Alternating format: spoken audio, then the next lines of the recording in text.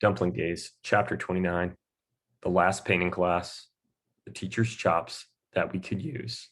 It was Friday. We had 9 days left in Taiwan. It was the last day of painting class and the day I had chose which painting I wanted in the exhibit. The actual exhibit wasn't until next week, but we had to hand them in so they could be mounted. Does it have to be mounted? Rex, the boy who sat next to Eva, asked. Yes, the teacher said, almost astonished that someone would ask that. It's very important. Do you see how when your painting dries, your paint paper is wrinkled? We nodded. I had noticed that. It was a pain.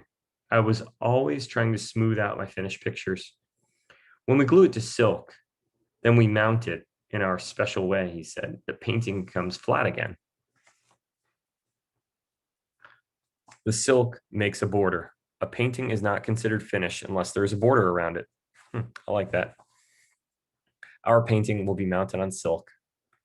Our painting will be mounted on silk, I asked. That sounded really fancy. Yes, the teacher said again. Mounting a painting is important. The Chinese word for mounting silk is mingzi, which means life paper. Mounting your painting brings it to life. That is how the painting is finished. I was used to the way the teacher spoke now, and I didn't mind so much that he repeated himself or didn't really answer the questions we asked. Ever since he had shown us how to make a painting, I respected him a lot. He was a real artist. I was a real artist too, at least sometimes when my talent decided to work. But even then, I wasn't good as he was. So far, I had a couple of paintings that I thought were okay, but I kept hoping I'd paint an even better one. I wondered which one of her paintings Audrey was going to choose. She had one with red flowers growing out of old weathered branches that looked almost like the teacher had done it. I didn't paint flowers as well.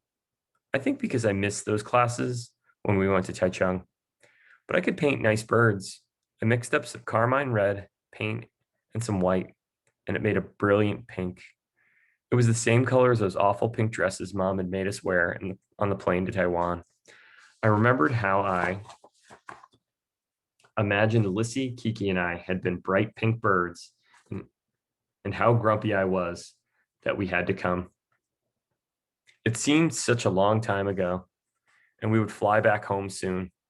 I started to paint 3 pink birds, one for me, one for Lissy, and one for Kiki. Not bad, but the birds were just floating in air. They'd be better on a branch or something. Oops, I should have painted a branch first. I took out another sheet of paper. I sighed. It was annoying that I couldn't erase or cover my marks. I painted an arching bamboo.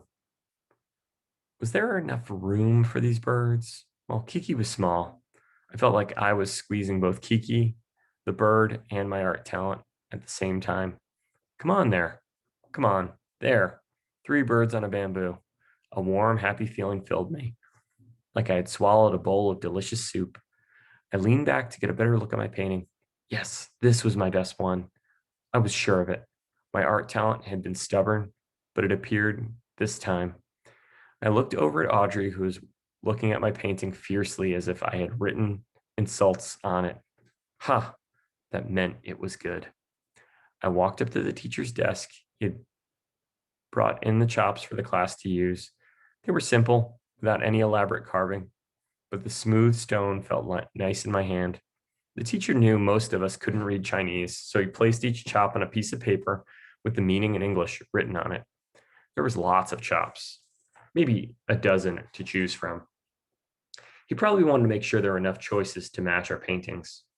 Some were the ones that he had mentioned earlier: love, harmony, happiness, and spring.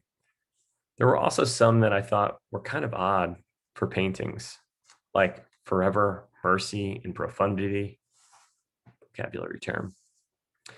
I didn't even know what profundity meant. You guys know what profundity means. I'd have to look it up in the dictionary when I got home. So which chop matched the mood of my painting?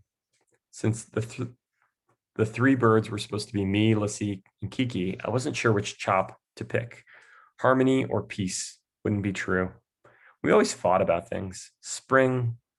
Was it spring in my painting? I hadn't really thought about it. The birds were on a bamboo, so it could be any time of year.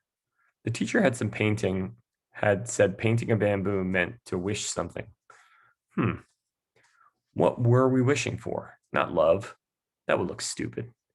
But I had to decide fast. The class was ending and the teacher was calling on everyone to give him their paintings.